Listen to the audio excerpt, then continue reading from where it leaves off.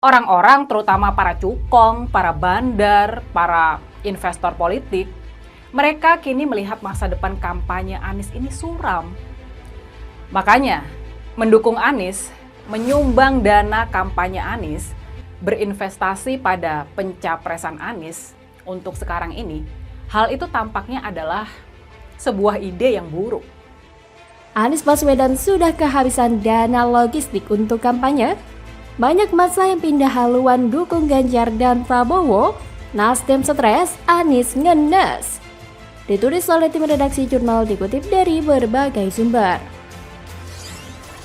Halo, kembali berjumpa dengan suara Fani Bakri di channel Media 45. Ya karena setelah Nasdem mendeklarasikan Anies sebagai capresnya, secara survei ternyata malah semakin turun. Di semua lembaga survei, suara Nasdem itu konsisten turun. Ini investasi politik yang kemungkinan gagalnya sangat tinggi. Sekarang ini menurut survei-survei, Anies konsisten ada di posisi paling buncit dalam kontestasi Capres 2024. Dia semakin tertinggal dari Prabowo dan Ganjar. Dan bahkan, di beberapa survei mencatat pencapaian suara Anies sudah berada di bawah 20%. Ini benar-benar kabar buruk bagi kubu Anies dan lampu kuning sudah menyala kepada para investor politik. Makanya tidak sedikit yang mengaitkan kasus ini dengan gedung Nasdem Tower yang mewah. Dan fasilitas Anies kampanye kemana-mana buat Nasdem seperti disediakan private jet. Nasdem yang selama ini ada di posisi pemerintahan mengajak Demokrat dan PKS untuk bergabung. Maka itu seperti oase buat Demokrat dan PKS yang memang sedang kehausan.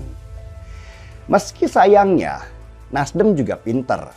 Dia nggak mau tuh dijadikan sapi perah oleh Demokrat dan PKS. Yang dilakukan Nasdem hanya mengeluarkan biaya-biaya safari politik yang menguntungkan elektabilitas partainya saja. Apalah artinya menang jadi capres atau cawapres tapi di Senayan suaranya nggak ada. Mereka nggak mau, semua partai berpikir seperti itu, termasuk Nasdem sendiri.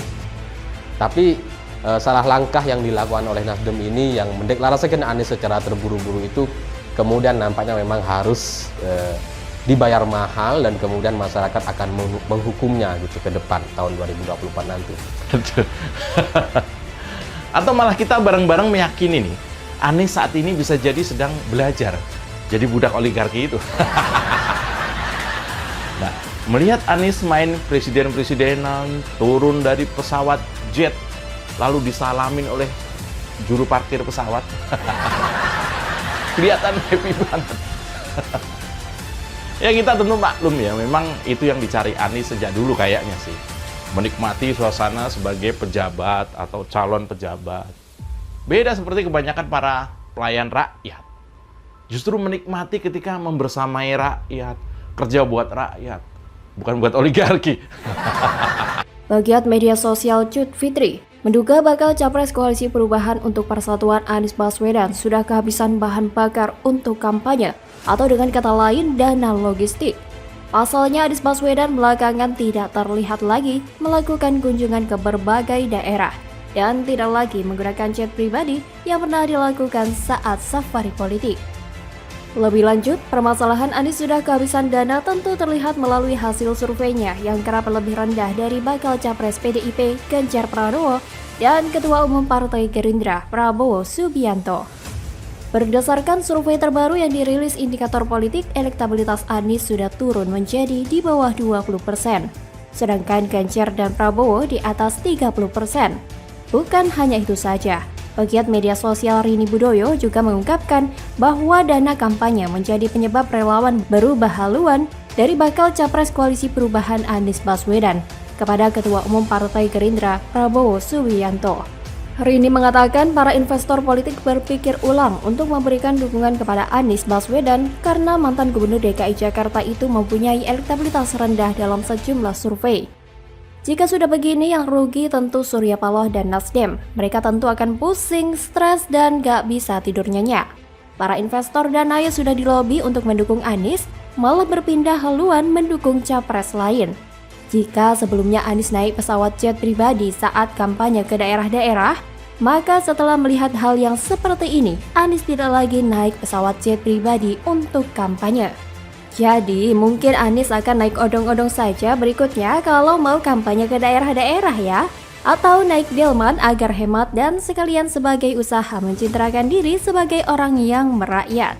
Padahal aslinya tidaklah demikian. Duduknya saja kan lebih suka duduk di atas meja. Ada tuh foto Anies duduk di atas meja dengan gayanya yang khas parlente gitu. Hahaha. Apakah ini benar-benar bertanda bahwa Nasdem sudah semakin remuk? Apakah benar Nasdem akan menerima karma karena selama ini Partai Nasdem dikabarkan sebagai partai predator? Meski begitu, ada saja orang yang melihat Nasdem sebagai partai yang menyaring kader-kader terbaik. Pengen ketawa saja lagi. Justru Nasdem akan semakin kekurangan kader terbaiknya.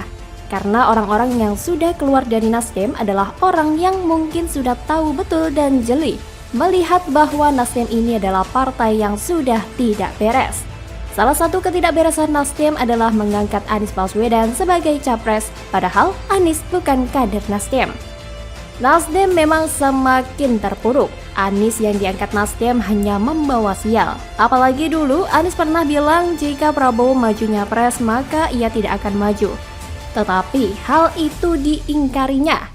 Maka mungkin saja Prabowo sangat khawatir jika Anies adalah saingannya. Anies kan dulu jadi juru bicara tim kampanye Jokowi JK pada 2014. Dan saat itu Anies menyerang Prabowo dengan kasus HAM. Dan bisa jadi Prabowo mewanti-wanti hal itu, sehingga para pendukung Prabowo pun kesal dengan Anies. Akhirnya sesama mereka akan cakar-cakaran. Jika sudah begini, jangan ditanya lagi. Kalau orang ini jadi presiden, negara ini bakal sial terus-terusan. Sebagaimana Nasdem yang sudah sial sejak mengangkat Anies. Jika misalnya Anies jadi presiden, maka apa yang telah dibangun akan mangkrak. Atau kalaupun ada yang dibangun, standarnya sangat murahan. Lihatlah JIS yang dibanggakan itu. Katanya kualitas standar FIFA. Ternyata harus direnovasi lagi karena tidak layak untuk pertandingan U17. Bagaimana kalau menurut Anda? Sampai tanggal 13 September tahun depan. Tiba-tiba hari ini sudah ada calon yang berkeliling. Iya. Yang semi kampanye. Dan nggak ada yang berani nyemprit gitu loh. Semi kampanye, semi konsolidasi. Cerdas. Fahri Hamzah tampol Anies soal safari politik gak ada manfaatnya buat rakyat.